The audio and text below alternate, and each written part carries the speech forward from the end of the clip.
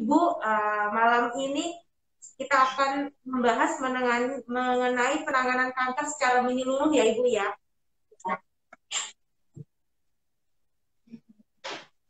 Bersama dengan Dr. Martina Robinson ya Bu. Ya, oke Mbak. Baik, kalau begitu kita langsung saja menyapa beliau ya Bu. Dengan Dr. Martino, silakan Ibu. Selamat malam, Halo Bu. dok, Halo. selamat malam dokter. Ya, salam Mbak, kenal dengan Ira dok. baik. Ibu In ya? Ira. Ira, dengan Oh ya, Ira Ibu Ira. dokter. Ya, Ibu Ira. Selamat malam. Ya, Senang berjumpa ya. dengan Bu Ira.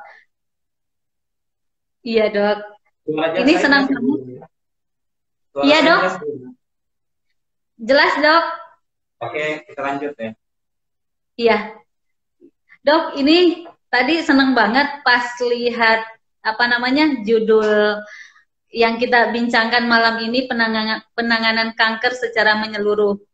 Ini kan Ya, penyakit yang apa namanya, momok yang menakutkan ya dok ya betul. bagi semua orang, dan ketika orang mendengar kata terkena kanker itu kan dunia seakan-akan sudah runtuh dok. Betul. Nah, sebenarnya apa sih dok yang dimaksud dengan kanker itu, penyakit kanker itu? Oke, jadi gini. Penyakit kanker itu sebenarnya suatu penyakit di mana sel tubuh kita itu tumbuh tidak sesuai dengan aturan sel yang normal. Jadi dia tumbuh berlebihan, kemudian tidak bisa diatur oleh kita sehingga yang harusnya cukup tubuhnya, tapi dia terus tumbuh sehingga menimbulkan benjolan karena kan dia tumbuh ya. Selain itu sel kanker juga itu eh, dapat pindah, dia bermetastasis. Jadi dari tempat dia tumbuh awal, dia bisa pindah ke paru, ke otak, ke hati, ke perut, ya, ke tempat tempat yang jauh. Selain itu juga sel kanker itu juga adalah sel yang dapat merusak jaringan sekitarnya.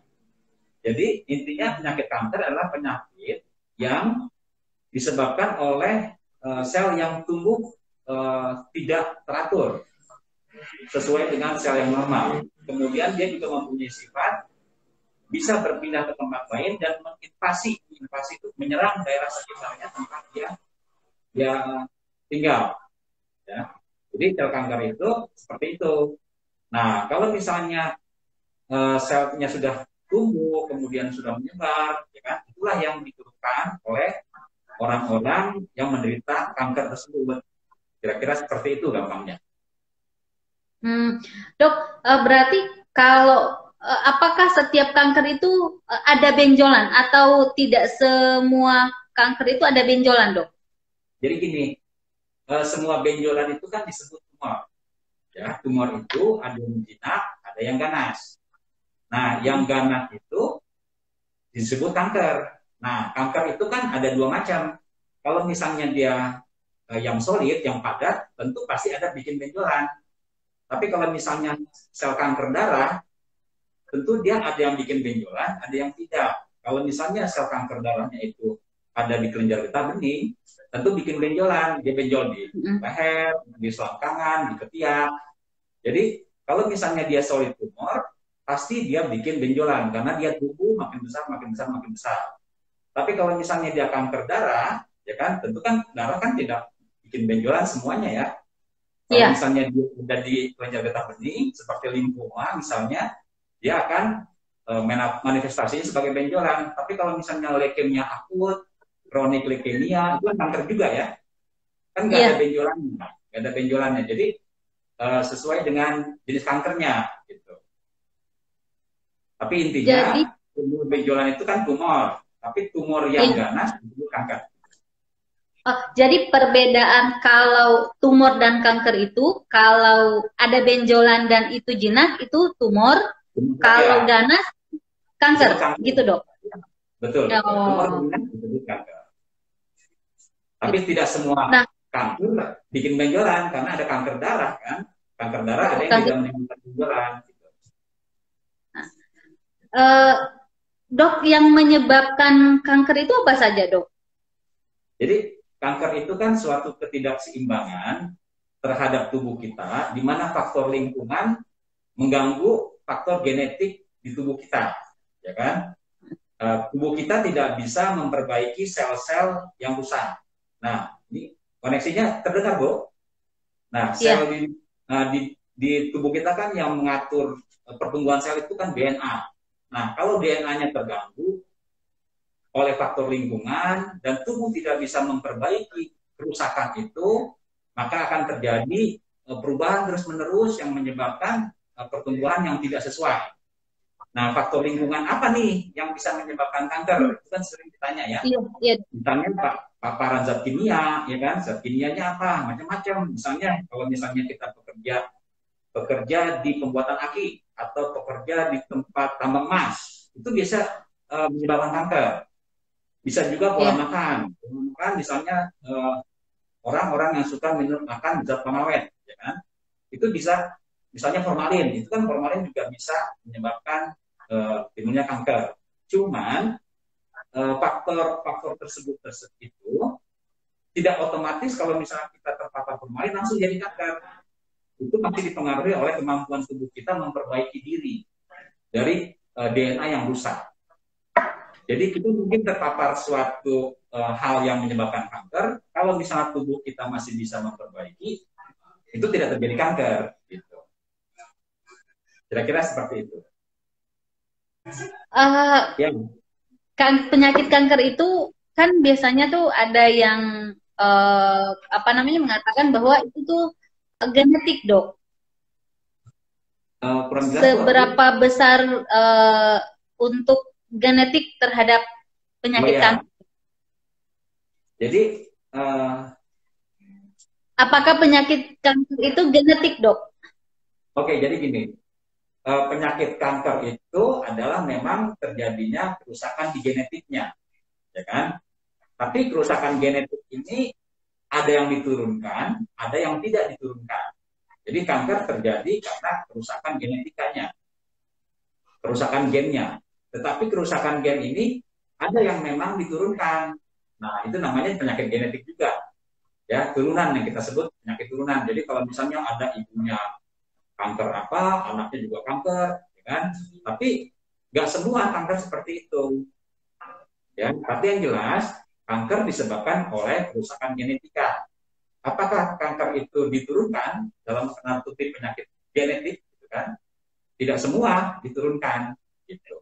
Dia akan bermanifestasi kalau misalnya faktor lingkungannya, pencetusnya yang mempermudah terjadi kanker itu banyak diterima oleh pasien. Ya, Bu Ira?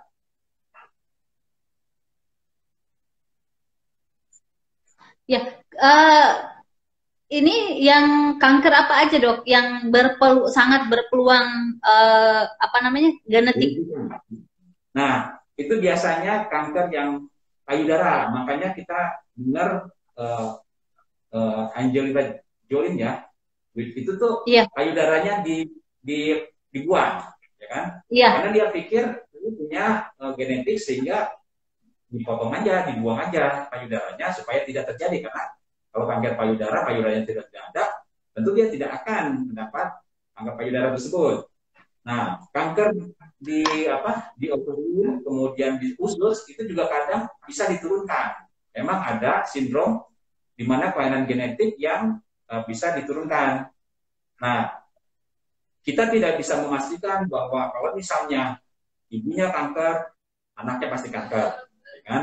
Cuman memang ada yang seperti saya tadi bilang tadi, kanker payudara, kanker ovarium pada perempuan ya, kemudian kanker usus itu kecenderungan genetiknya ada.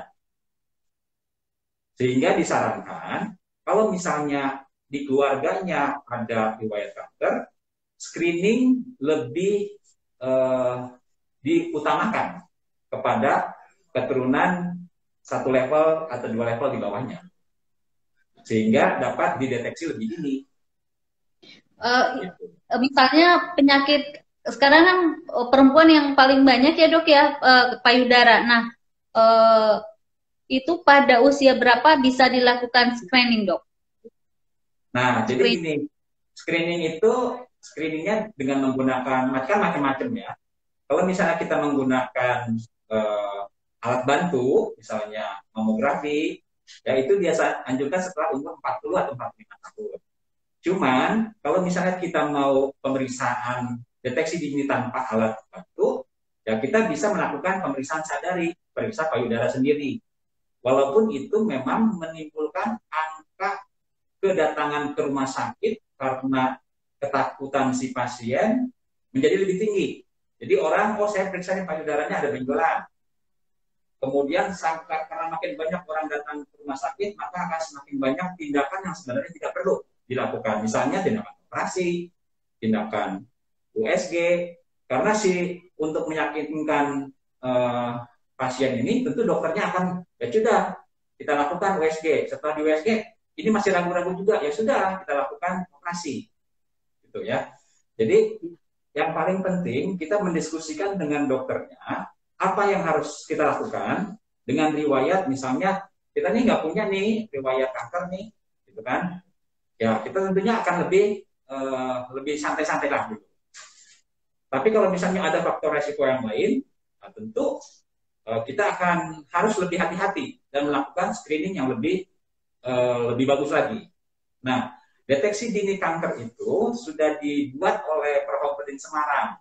Ada ininya, ada apa? Ada aplikasinya. Itu mudah sekali, nanti bisa dipakai ya, bisa dilihat juga di Android kita, bisa kita download. Nanti bisa kita coba macam-macam kanker di situ, apakah kita perlu screening lebih jauh. Seperti itu. Oh, sudah ada aplikasinya ya, Dok? Nanti saya bagi kalau misalnya perlu, karena itu sudah dibuat oleh Perhopedin ya, Perhimpunan Hemato-Onkologi Medik Indonesia, untuk melakukan deteksi siapa sebenarnya yang harus diutamakan. Jadi kalau misalnya kita semua mau kita periksa, tentu akan terlalu banyak dan pemborosan sebenarnya. Gitu. Kalau biasanya kan ada yang kena kanker tuh dalam jangka waktu, misalnya singkat, tiba-tiba dia sudah divonis sudah stadium berapa, Dok? Misalnya udah stadium 4, sudah, sementara ada juga yang kelihatan sudah divonis kanker tapi jangka waktunya itu lama. Itu faktor yang mempengaruhi apa, Dok? Oke, jadi kan walaupun semua kanker itu ada, kita bilang kanker itu ganas ya kan, tapi kanker ganas pun bermacam-macam. Misalnya gini, kanker payudara ya kan, kanker kan ganas, tapi kanker payudara itu ada macam-macam jenisnya, ada yang kurang ganas, ada yang sedang-sedang, ada yang sangat ganas. Itu kita bagi menjadi luminal A, luminal B, triple negatif, dan HER2 positif enriched. Nah, tiap-tiap kanker tadi ya kan mempunyai ciri yang berbeda, ya kan. Nah, kalau misalnya dia diketahui pada stadium awal, jenis kankernya ternyata yang ringan, ya tentu dia akan lebih panjang masa hidup. Tapi kalau misalnya dia kankernya HER2 positif, ya kan, dan dia tidak mendapat anti-HER2 itu Herceptin, yang dan sudah terjadi pada stadium lanjut, tentu dia masa hidupnya akan menjadi pendek karena dia tidak diterapi. Nah, tapi pasien kanker payudara HER2 positif stadium lanjut, tapi mendapat pengobatan yang sesuai, anti-HER2 yang sudah semakin canggih-canggih ini, tentu angka hidupnya makin panjang. Ya, jadi sekarang itu, kalau dulu kanker pankreas, kanker payudara, kanker paru, itu ganas-ganas semua dan tidak akan lama hidupnya. Tapi kalau sekarang dengan pengobatan yang makin canggih, ya makin bagus, itu angka yang kita bilang dulu kanker pankreas 4 bulan atau 9 bulan meninggal pada stadium 4, itu tidak terjadi lagi. Kanker payudara, ya kan, 1 tahun, 2 tahun, 3 tahun dia akan kambuh. Nah, ternyata dengan pemberian anti-HER2 sampai 5 tahun, dia masih stadium awal, dia masih bagus. Nah, jadi sekarang memang survival, harapan hidup pasien kanker itu akan berbeda-beda tiap orang, tergantung dia mendapatkan terapi apa. Karena kalau misalnya dia memang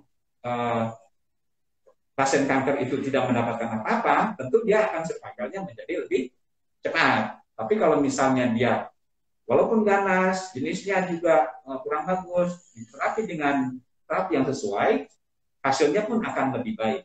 Gitu. Kira-kira bisa itu. Misalnya ada yang divonis kanker, kemudian dia berobat, dinyatakan sembuh, itu kemudian beberapa waktu, maksudnya dinyatakan sudah bersih dari sel kanker, kemudian beberapa waktu kemudian kembali ada lagi. Iya. Nah, jadi saya selalu menggambarkannya, mendeskripsikannya seperti ini. Dulu dia sakit kanker, kan kankernya bisa tumbuh sendiri, ya kan? Kemudian dia sekarang sudah sakit kanker, kita kemoterapi dan dinyatakan sembuh. Iya. Kemudian beberapa lama kemudian kan dia bisa juga tumbuh lagi. Kenapa? Karena kan waktu awal pertama kalinya aja itu dia bisa tumbuh sendiri. Kenapa yang sekarang dia tidak bisa tumbuh lagi? Nah, itu gampangnya ya. Nah, cuman kalau misalnya lebih ilmiahnya adalah begini. Pada saat kita nyatakan dia sembuh, ya kan? Kriterianya kan sel kankernya sudah tidak terdeteksi. Ya kan? Melalui alat yang memindai dengan scanning misalnya. Di scanning kita tidak dapat misalnya kanker payudaranya lagi, gitu kan ya. Nah, berarti dia sudah bersih. Dicek di kanker paru misalnya di parunya kita scanning sudah tidak ada lagi. Namun itu tidak dapat mendeteksi di tingkat sel. Sehingga kemungkinan dia bisa tumbuh lagi gitu. Nah, kita kan mengharapkan dia sembuh kan berdasarkan alat pindai tadi. Misalnya dengan PET scan, ya kan? Tidak ada uptake, ya kan? Tidak ada uptake. Oke, benar dia sembuh, ya kan? Dia tidak ada. Tapi rekurensi itu bisa terjadi karena apa? Pertama, dulu aja dia sakit kanker bisa timbul. Kenapa sekarang nggak bisa timbul lagi? Apakah pola hidupnya sudah bagus gitu kan?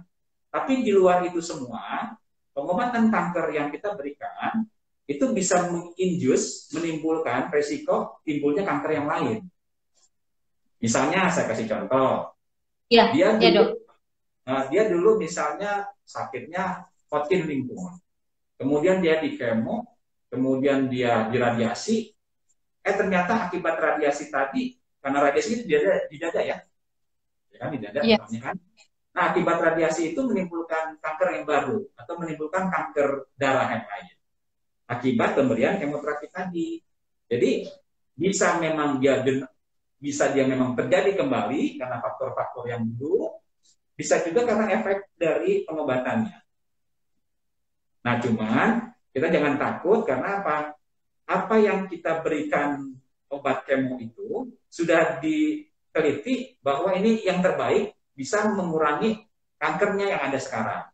Dan efek samping yang dapat terjadi tersebut, itulah yang kita hadapi bersama. Makanya kita selalu, mari kita menghadapi kanker secara bersama-sama. Nggak bisa pasiennya menanggung sendiri, dokternya menanggung sendiri, nggak bisa. Gitu. Dok, itu berapa persen setelah dinyatakan misalnya bersih dari kanker, kemudian terulang lagi itu dari kasus selama ini dok, berapa persen yang kemudian jadi misalnya kita kanker payudara aja yang gampang kan. Kanker payudara itu kalau misalnya dia stadium awal, kita operasi, kemudian kita kasih kemoterapi adjuvan. Kalau misalnya dia yang luminal A, yang ringan, setelah kita kasih terapi hormonal, yang ringan ya, hormonal, itu dapat mencegah kekambuhan sampai 5 tahun. Malah kalau misalnya kita teruskan terapi hormonalnya bisa sampai 10 tahun. Tapi kalau misalnya yang tipe yang lain, yang triple negatif dengan pengobatan yang biasa ya, yang biasa triple negatif, itu biasanya dalam 1 atau 2 tahun sampai 3 tahun itu bisa timbul lagi. Jadi kalau yang luminal A itu nanti setelah 5 atau 10 tahun, tapi kalau yang tipe yang lain bisa dalam 2-3 tahun dia kambuh lagi. Jadi di dalam kanker payudara aja berbeda-beda. Nah, begitu juga dengan misalnya kanker kolon. Kanker usus besar misalnya. Kanker usus besar itu sekarang visi pengobatannya adalah continuum of care. Jadi kankernya itu akan ada terus, dan misalnya dia bisa sembuh kemudian kambuh lagi. Tapi pada saat kambuh kita bisa obatin dengan obat yang lain. Jadi kita dampingi dia terus, kankernya ada lagi kita obatin, tumbuh besar kita operasi, sehingga pengobatan kanker yang tadi dibilang kambuh itu dengan multidisiplin tim, dokter bedah, dokter hematologi medik, dokter radioterapi, ya, dokter rehabilitasi medik, keluhan pasien itu bahkan dapat kita atasi. Karena pada saat dia kekambuhan, kemonya kayaknya agak susah nih, ya kan? Kayaknya ini harus bedah. Ya, dokter bedah masuk untuk membantu si pasien mengatasi masalahnya. Oh, timbul nih efek samping dari kemoterapinya, rehabilitasi medik masuk. Oh, dia cemas, ya kan? Jadi ahli agama, tokoh agama membantu spiritualitasnya. Kira-kira seperti itu. Nah, ini pas nih dok, ada yang netizen yang bertanya dari Kansa Abir, dokter kalau kanker otak yang sudah dioperasi, kemudian di otaknya keluar cairan, itu gimana dok? Apakah itu berbahaya dan bagaimana cara mengatasinya? Nah, jadi gini, kalau kanker otak ya dioperasi, kemudian biasanya ada, karena kalau misalnya ada benjolan di otak, kemudian benjolan itu kita ambil, tentu kan ada lesi yang ada rongga yang tersisa, ya kan? Nah, cairan itu kadang dibiarkan, kadang harus diambil atau disalurkan. Nah, biasanya dipakai pasang saluran shunt oleh dokter bedah saraf. Nah, apakah itu harus dikeluarkan atau tidak? Nah, itu kita harus berkonsultasi dengan dokter bedah sarafnya untuk menentukan risikonya. Apakah perlu tindakan atau tidak? Gitu. Makanya saya bilang, tata laksana kanker ini nggak bisa sendirian. Oh, dokter bedah aja, nggak bisa. Harus ada dokter bedah pun, dokter bedah saraf, dokter bedah onkologi, ya kan? Macam-macam. Kira-kira seperti itu. Untuk mengetahui berbahayanya itu harus ada pemeriksaan lagi ya dok ya? Nah, itulah yang kita lakukan pemeriksaan lanjutan. Ya kan? Pemeriksaan lanjutannya apa? Biasanya untuk menentukan jenis kanker itu kita melakukan imunohistokimia.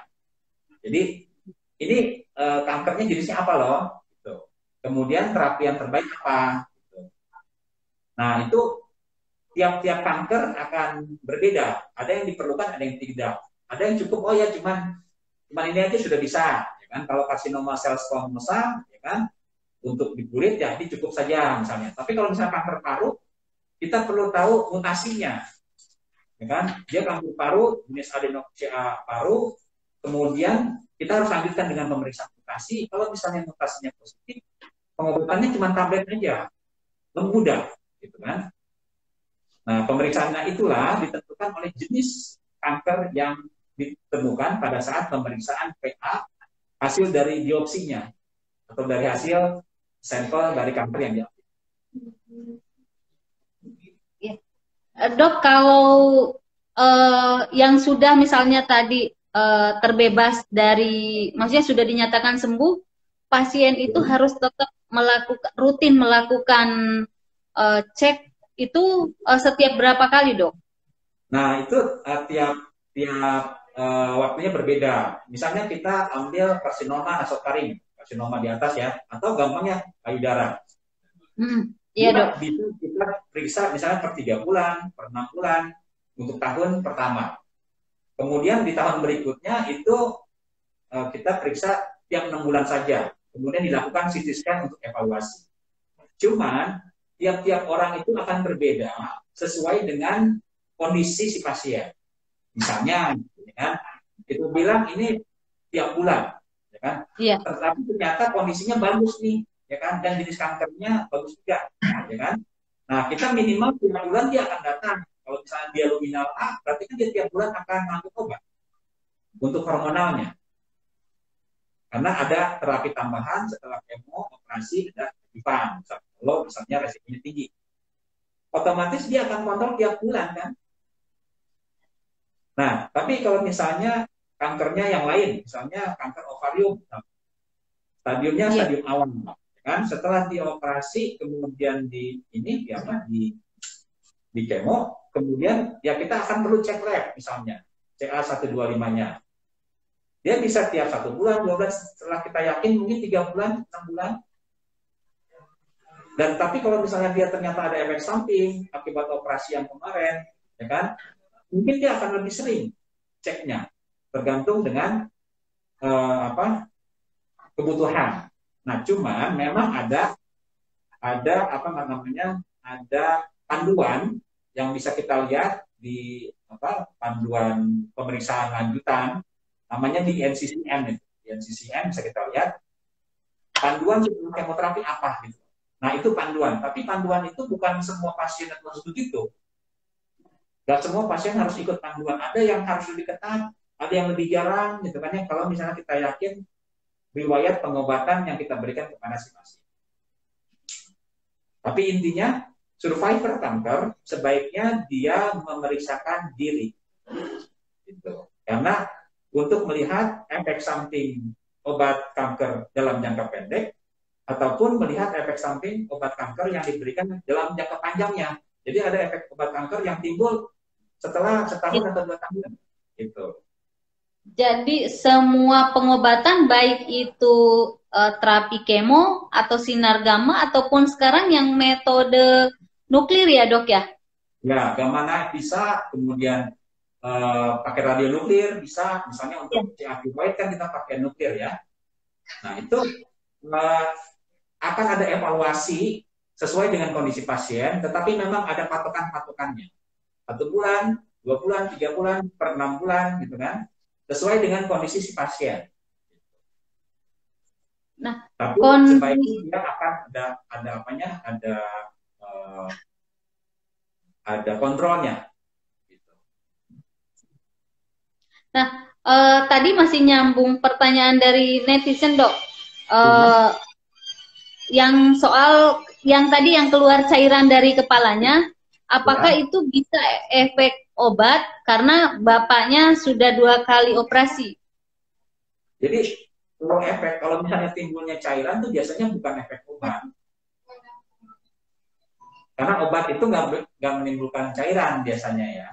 Nah sehingga yang biasa terjadi itu karena memang ada benjolan di sini, kemudian kita ambil, tentu ada rongga kan di dalam.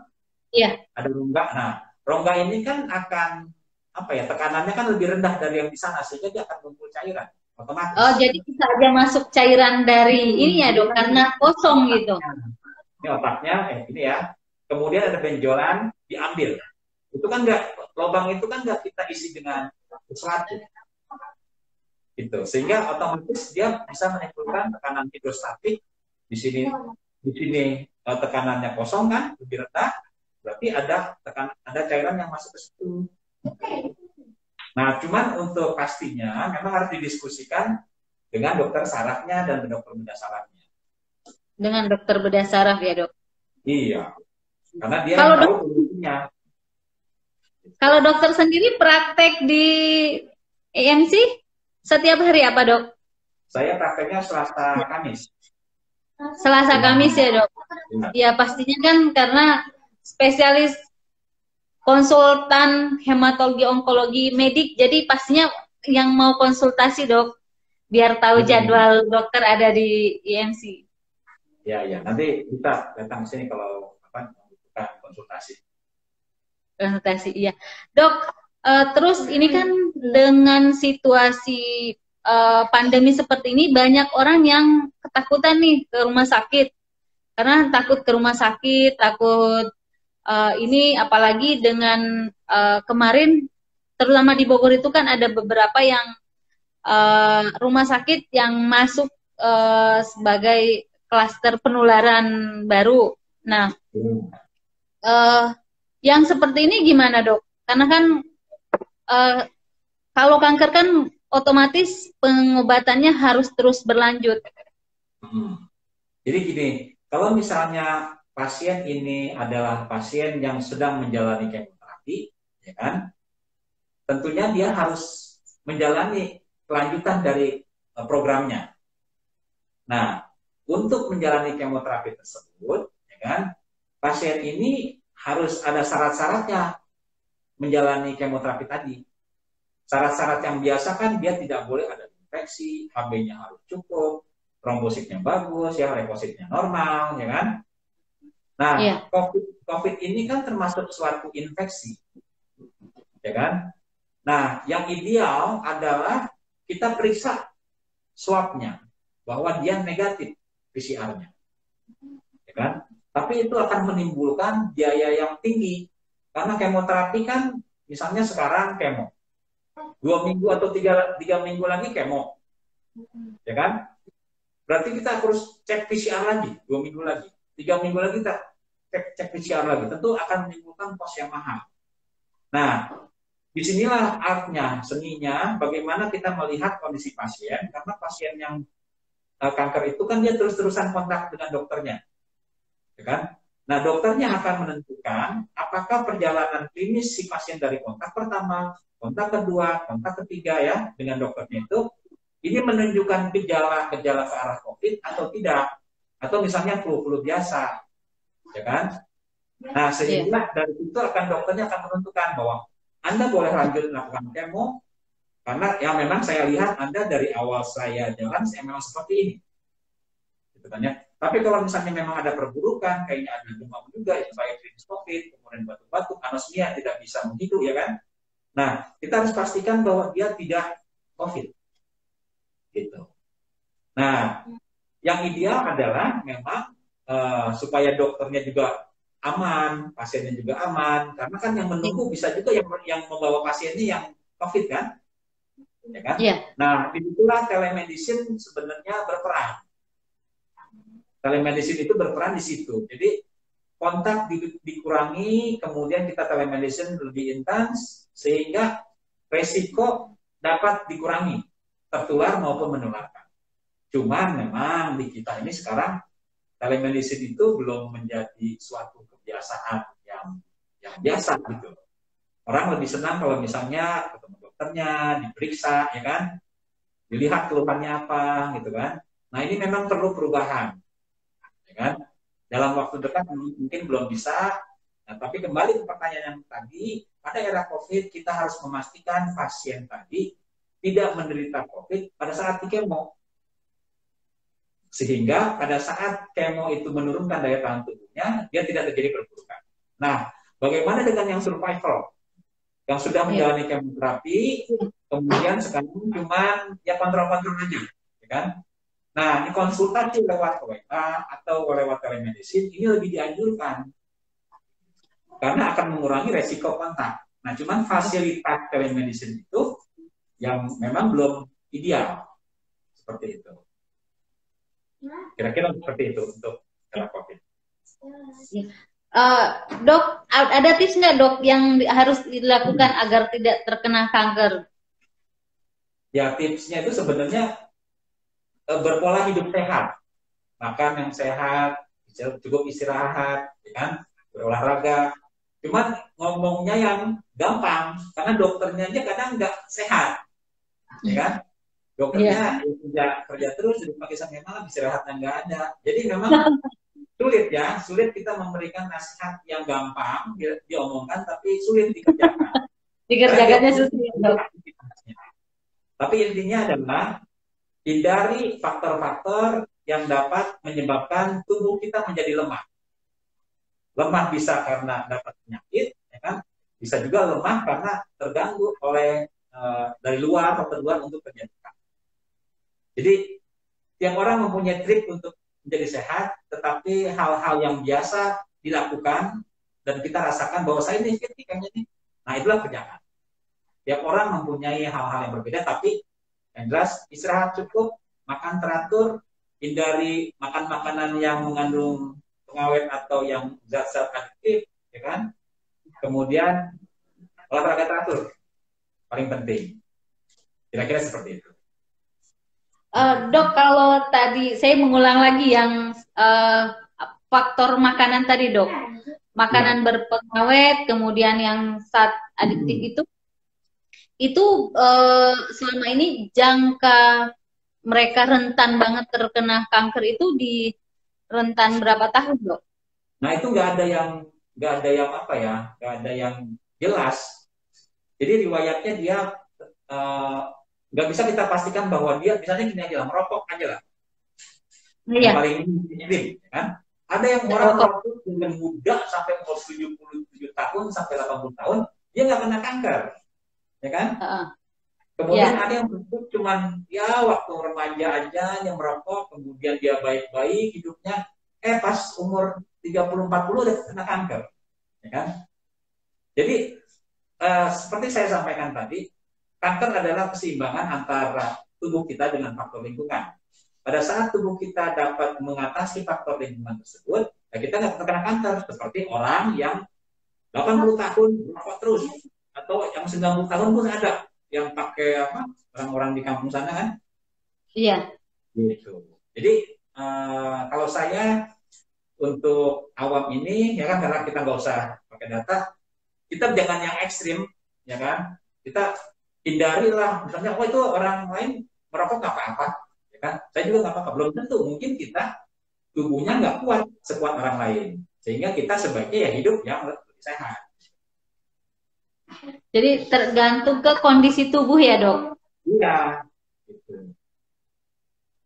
Termasuk yang perempuan kan, Dok ya. Maksudnya payudara dan kanker cervix itu kan paling eh, apa namanya?